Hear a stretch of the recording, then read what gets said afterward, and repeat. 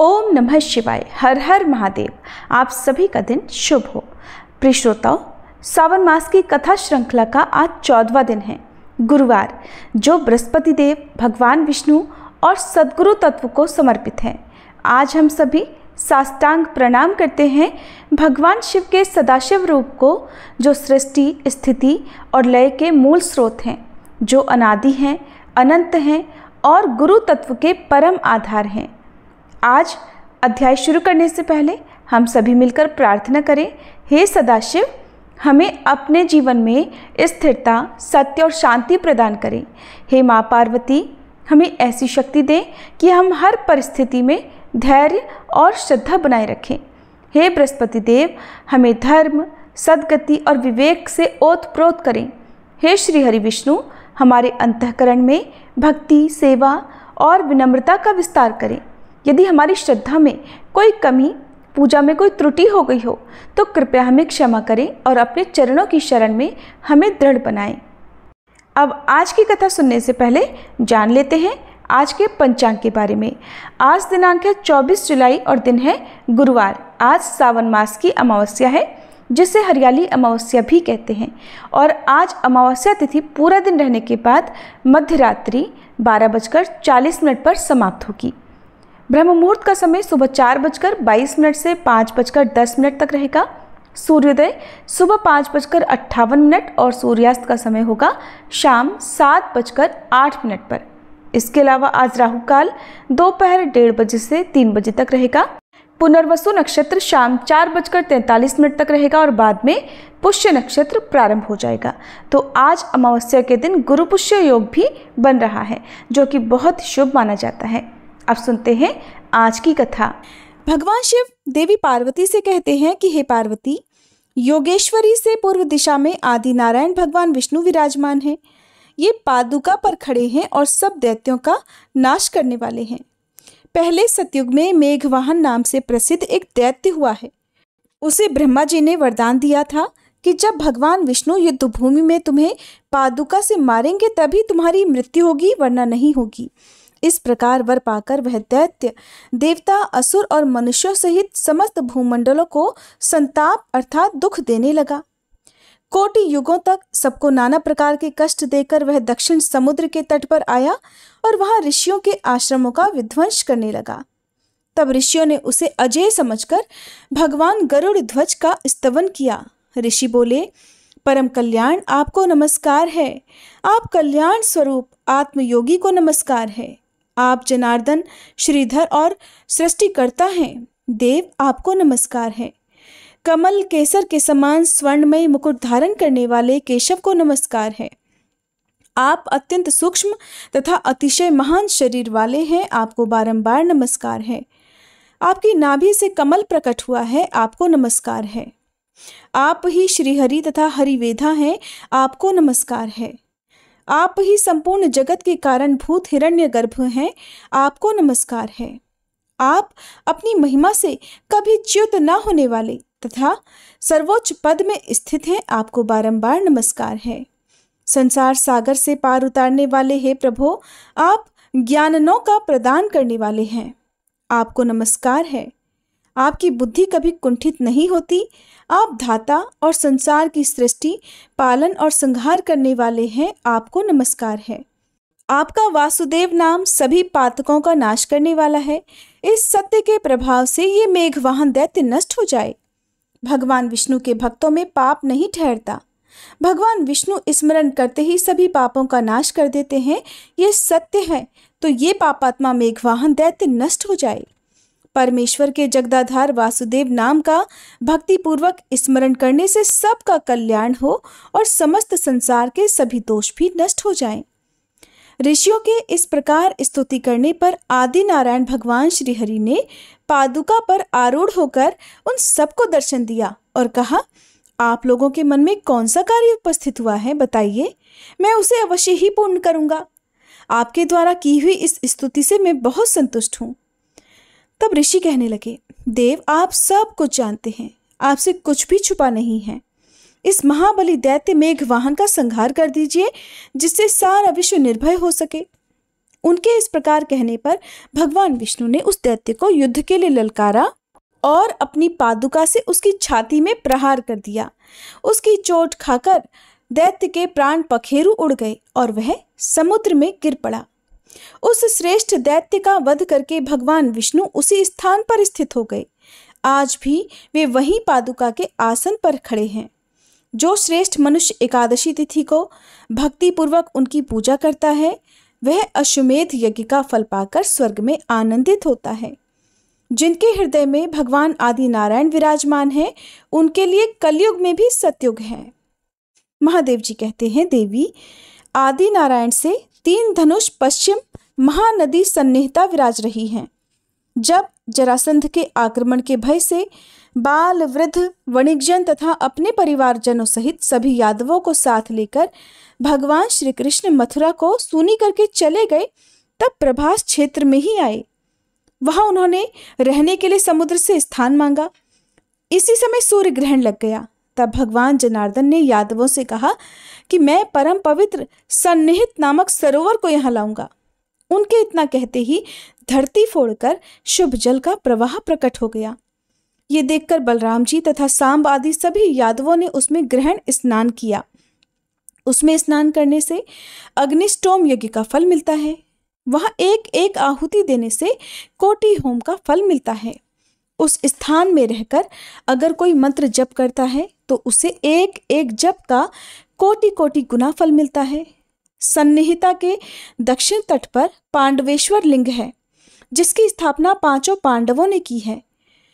वनवासी पांडव जब अज्ञातवास में थे, तब तीर्थ यात्रा के प्रसंग से प्रभास क्षेत्र में आए। उस समय चंद्र ग्रहण का पर्व था। उसी अवसर पर उन सब ने सन्निहिता के किनारे पांडवेश्वर की स्थापना की। मार्कंडेय आदि मुनियों तथा श्रेष्ठ ब्राह्मणों को ऋत्विज बनाकर उन्होंने वैदिक मंत्रों से मुझ शिव का अभिषेक कराया। ऋषियों ने उस लिंग का महात्म्य बताते हुए कहा कि जो लोग इस पांडव पूजित लिंग की अर्चना करेंगे, वे देवता, दानव तथा राक्षसों के लिए भी पूजनीय होंगे। श्रद्धा पूर्वक इसका पूजन करने से उन्हें अश्वमेध यज्ञ का फल मिलेगा। जो पूरे माघ भर सन्निहिता कुंड में स्नान कर पांडवेश्वर की पूजा करता है, वह साक्षात पुरुषोत्तम होता है। इस लिंग के दर्शन से भी पाप के सहस्त्रों टुकड़े हो जाते हैं। पार्वती, इस प्रकार श्रद्धा पूर्वक यात्रा करके मनुष्य प्रभास क्षेत्र के 11 रुद्रों के समीप जाए। मनुष्यों से जो 11 इंद्रियों द्वारा 11 प्रकार के पाप बन जाते हैं, उन सब का यहाँ 11 रुद्रों के पूजन से ही नाश हो जाता है। संक्रांति, अयन, चंद्र ग्रहण, सूर्य ग्रहण तथा अन्यान्य पुण्य तिथियों में भक्ति भाव से क्रमशः 11 रुद्रों का पूजन करना चाहिए। कली में इन 11 रुद्रों के नाम इस प्रकार हैं: भूतेश, नीलरुद्र, कपाली, वृषवाहन, त्र्यंबक, घोरनामा, महाकाल, भैरव, मृत्युंजय, कामेश और योगेश। पार्वती, ये जो 11 रुद्र बताए गए हैं, इनका रहस्य भी सुनो। इनमें 10 तो 10 प्राणवायु हैं और एक आत्मा है। प्राण, अपान, समान, उदान, व्यान, नाग, कूर्म, क्रकल, देवदत्त और धनंजय, ये ही 10 प्राण वायु कहे गए हैं। रुद्रों में आदिदेव सोमेश्वर भी हैं। उनकी भूतेश्वर नाम से विधिवत पूजा करनी चाहिए। उन्हें पंचामृत से स्नान कराकर सद्योजात मंत्र से मनोहर पुष्पों द्वारा पूजन करना चाहिए। भक्ति पूर्वक सदाशिव का ध्यान करते हुए 3 बार परिक्रमा और साष्टांग प्रणाम करें। महतत्व से लेकर विशेष पर्यंत जो 25 भूतगण बताए गए हैं, उन सब के ईश्वर होने से इन शिव को भूतेश्वर कहते हैं। भूतेश्वर का पूजन करके मनुष्य अविनाशी मोक्ष को प्राप्त होता है। महादेव जी कहते हैं, सोमेश्वर से वायव्य कोण में 60 धनुष की दूरी पर चंद्रेश्वर लिंग है। वह दिव्य लिंग सभी गतकों का नाश करने वाला है। चंद्रेश्वर का दर्शन करके मनुष्य 7 जन्मों के समस्त पापों से मुक्त और कृत्य हो जाता है। प्राचीन काल में ये पृथ्वी दैत्यों के भार से पीड़ित होकर गऊ का रूप धारण करके प्रभास क्षेत्र में आई और उसने भक्ति भाव से उत्तम शिवलिंग की स्थापना की। इससे मैं प्रसन्न हुआ और उससे बोला, भूदेवी, भगवान विष्णु के हाथ से मारे जाकर ये सभी दैत्य नष्ट हो जाएंगे और तुम्हारा भार भी उतर जाएगा। तुमने जो यह परम सुंदर शिवलिंग स्थापित किया है, ये संसार में धरित्रीश्वर के नाम से विख्यात होगा। मैं इस लिंग में सदैव निवास करूंगा। भादों के कृष्ण पक्ष की तृतीया को जो मनुष्य इस शिवलिंग का पूजन करेगा वह निश्चय ही अश्वमेध यज्ञ का फल पाएगा। केवल इस लिंग के पूजन से ही सब तीर्थों में स्नान का और सभी प्रकार के दानों का फल मिल जाएगा। इसके चारों ओर 16 धनुष तक इसी का क्षेत्र होगा और ये क्षेत्र समस्त प्राणियों को मोक्ष प्रदान करेगा। इस क्षेत्र में मरने वाले प्राणी उत्तम गति को प्राप्त होंगे। ऐसा कहकर हे देवी मैं वहां से अंतर्ध्यान हो गया। इसके बाद वराह कल्प में किसी समय दक्ष के शाप से चंद्रमा राज यक्षमा से पीड़ित होकर क्षीण होने लगे। तब वे समुद्र के निकट प्रभास क्षेत्र में आए और इस पृथ्वीश्वर लिंग का दर्शन करके इसके प्रभाव को जानकर इसी की आराधना में तत्पर हो गए। इसके महात्म्य से चंद्रमा का पाप जनित रोग दूर हुआ। तब से इसका नाम चंद्रेश्वर हो गया।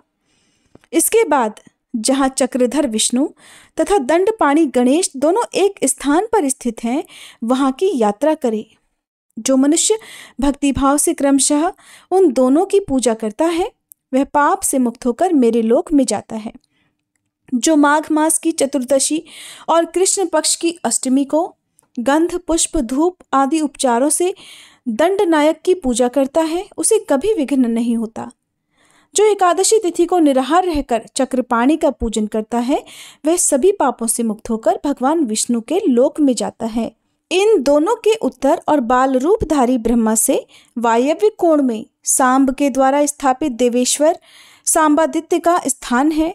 प्रभास क्षेत्र में जो सांब नामक पुर है वही सूर्य नारायण का द्वितीय स्थान है। वहां भगवान सूर्य 12 स्वरूप में विभक्त हो सदा सबके कल्याण के लिए निवास करते हैं और भक्तों द्वारा दी हुई पूजा को ग्रहण करते हैं। जो मनुष्य वहां 12 नामों वाले सूर्यदेव की स्तुति करेगा उसकी 7 जन्मों की दरिद्रता नष्ट हो जाएगी। आदित्य, सविता, सूर्य, मिहिर, अर्क, प्रतापन, मार्तंड, भास्कर, भानु, चित्रभानु, दिवाकर तथा रवि ये सूर्यदेव के सामान्य नाम हैं। विष्णु, धाता, भग, पूषा, मैत्र, इंद्र, वरुण, अर्यमा, विवस्वान, अंशुमान, त्वष्टा तथा पर्जन्य ये 12 स्वरूपों के विशेष नाम हैं। ये सभी क्रमशः 12 महीनों में सूर्य मंडल में तपते हैं। चैत्र में विष्णु, वैशाख में अर्यमा, ज्येष्ठ में विवस्वान, आषाढ़ में अंशुमान, श्रावण में पर्जन्य, भाद्रपद में वरुण, आश्विन में इंद्र, कार्तिक में धाता, अगहन में मित्र, पौष में पूषा, माघ में भग और फाल्गुन में त्वष्टा तपते हैं। इस प्रकार प्रभास क्षेत्र में 12 मूर्ति वाले सूर्यदेव विराजमान हैं।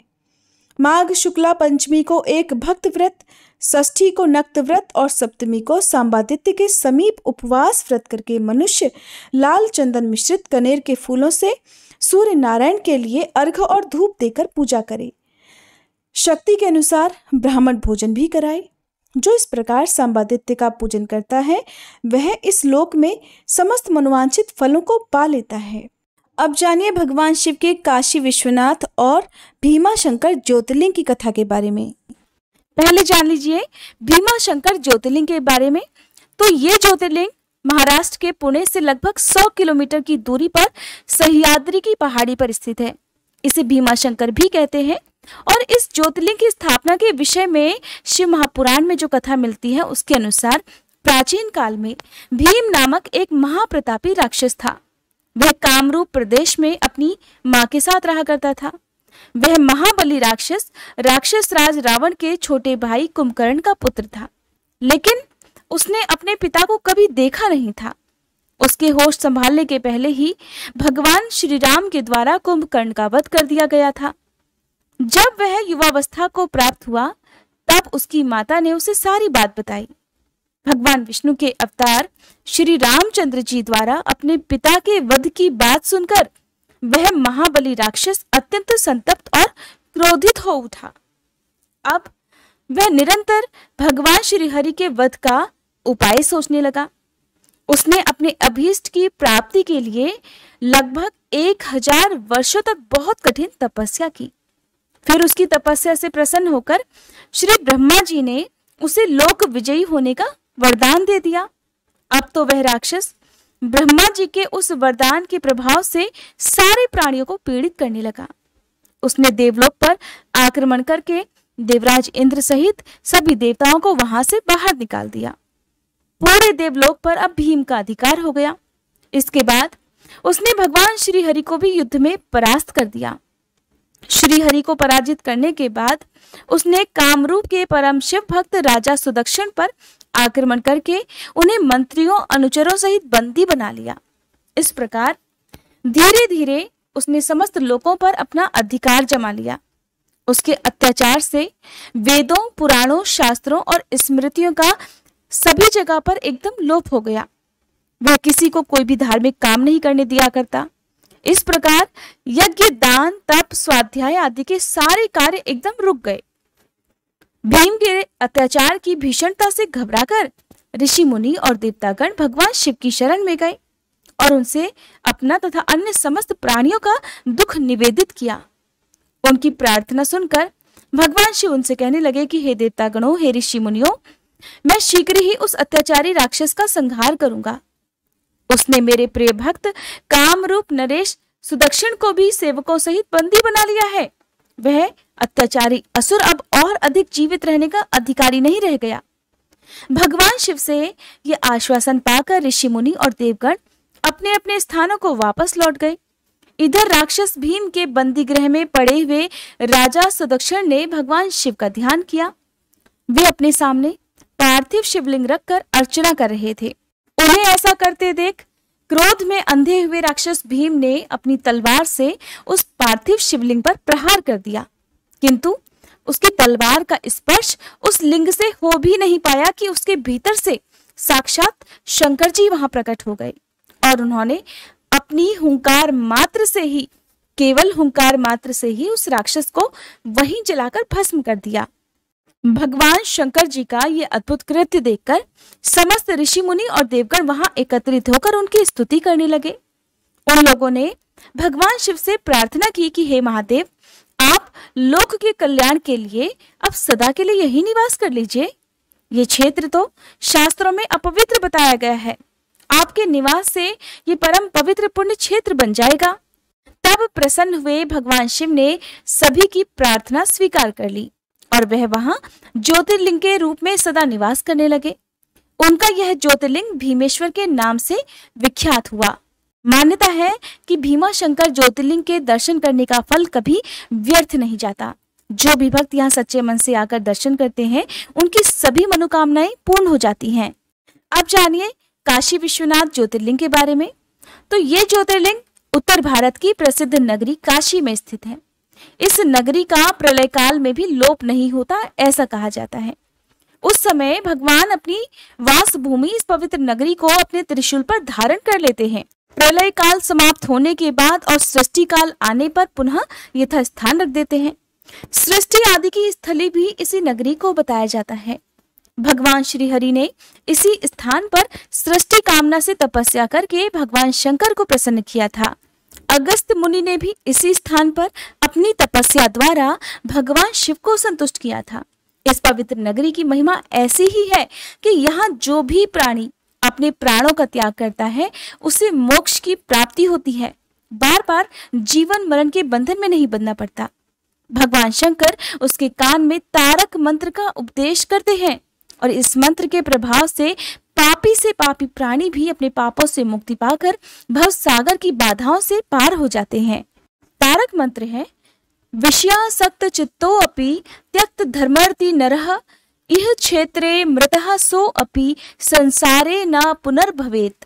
अर्थात विषयों में आसक्त अधर्मी व्यक्ति भी यदि इस काशी क्षेत्र में मृत्यु को प्राप्त हो तो उसे भी पुनः संसार बंधन में नहीं आना पड़ता। मत्स्य पुराण में काशी नगरी का महत्व बताते हुए कहा गया है कि जप, ध्यान और ज्ञान रहित तथा दुखों से पीड़ित मनुष्यों के लिए काशी ही एकमात्र परम गति है। श्री विश्वनाथ के आनंद कानन में दशाश्वमेध, लोलार्क, बिंदु माधव, केशव और मणिकर्णिका ये 5 प्रश्न तीर्थ हैं। इसी से इसे अविमुक्त क्षेत्र भी कहा जाता है। और इसी परम पवित्र नगरी के उत्तर की तरफ ओंकार खंड, दक्षिण में केदार खंड और बीच में विश्वेश्वर खंड है।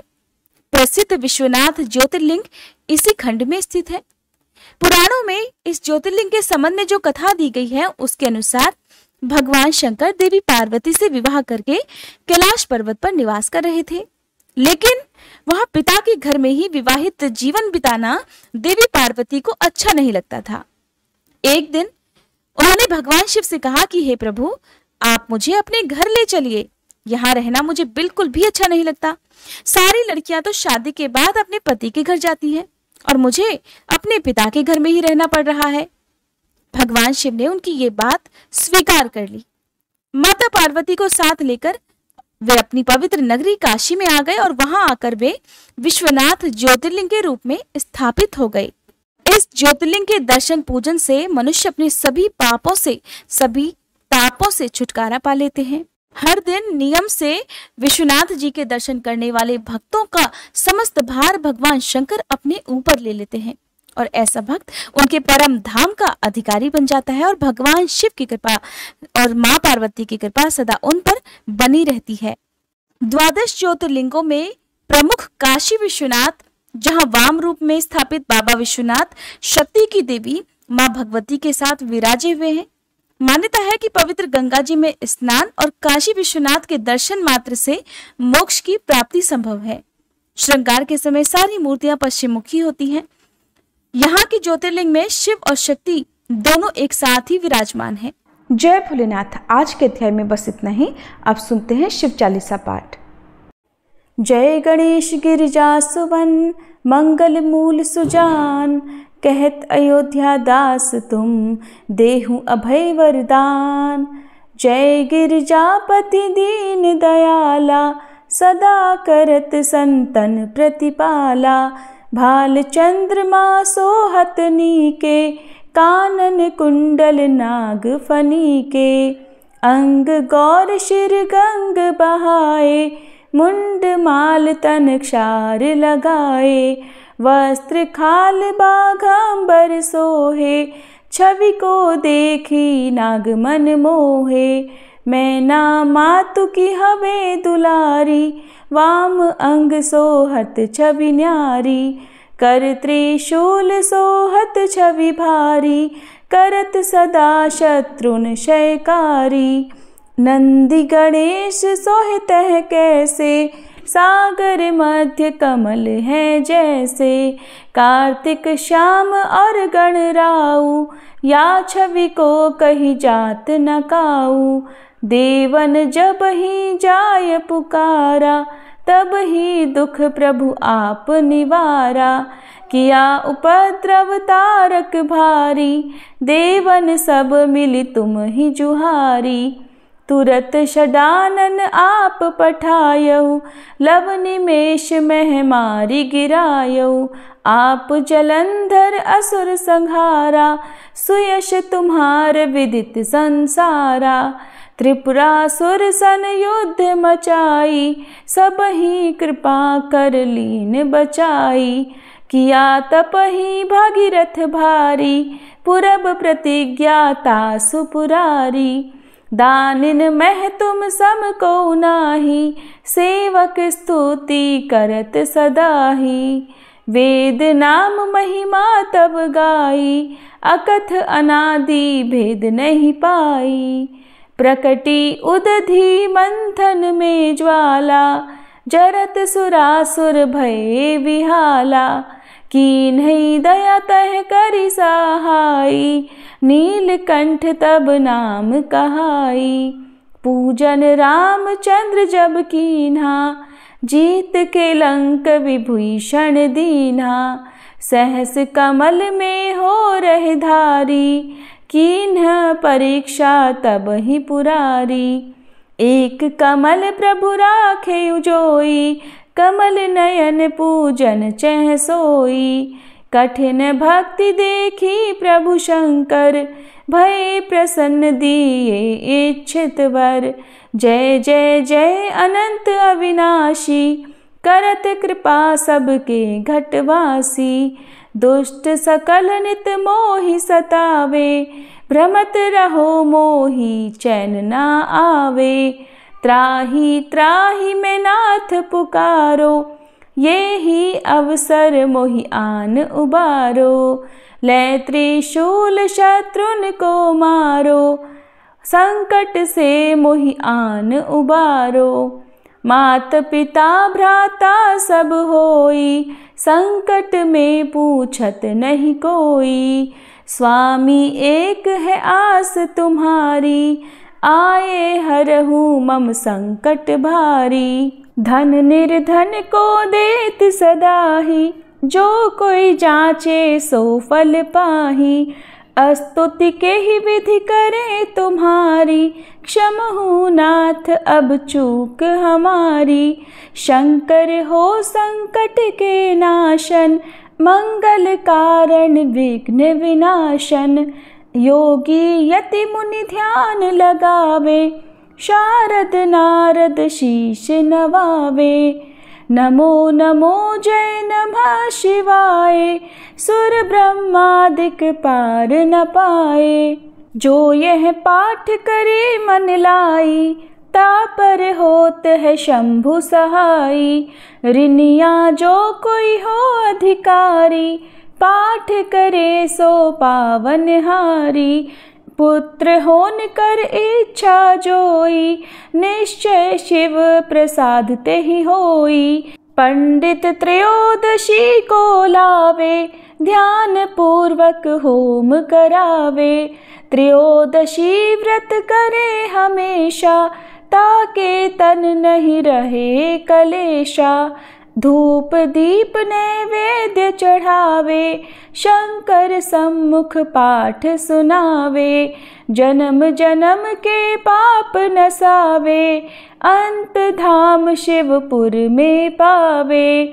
कहे अयोध्या दास आस तुम्हारी, जानी सकल दुख हरहु हमारी। नित नेम कर प्रातः ही पाठ करो चालीसा, तुम मेरी मनोकामना पूर्ण करो जगदीश। मगसर छठी हेमंत ऋतु संवत 64 जान, स्तुति चालीसा शिव ही पूर्ण कीन कल्याण। हर हर महादेव।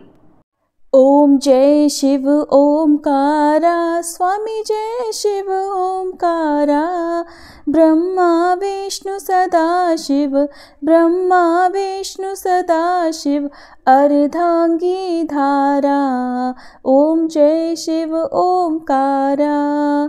एकानन चतुरानन पंचानन राजे, स्वामी पंचानन राजे। हंसासन गरुड़ासन वृषवाहन साजे। ओम जय शिव ओमकारा। दो भुज चारु चतुर्भुज, 10 भुज अति सोहे, स्वामी 10 भुज अति सोहे। त्रिगुण रूप निरखता, त्रिभुवन जन मोहे। ओम जय शिव ओमकारा। अक्षमाला वनमाला मुंडमाला धारी, स्वामी मुंडमाला धारी। चंदन मृग मद सोहे, भाले शशिधारी। ओम जय शिव ओमकारा।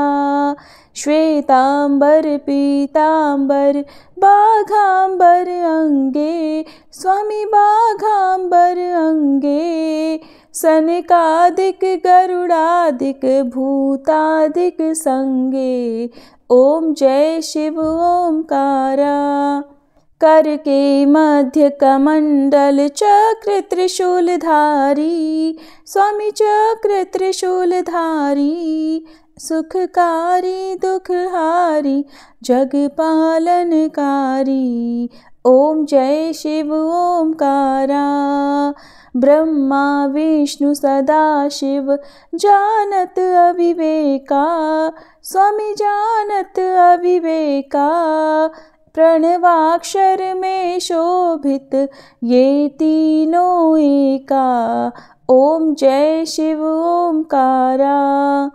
त्रिगुण स्वामी जी की आरती जो कोई नर गावे, स्वामी जो कोई नर गावे। कहत शिवानंद स्वामी, रटत भोलानंद स्वामी, सुख संपत्ति पावे। ओम जय शिव ओमकारा, ओम जय शिव ओमकारा, स्वामी जय शिव ओमकारा।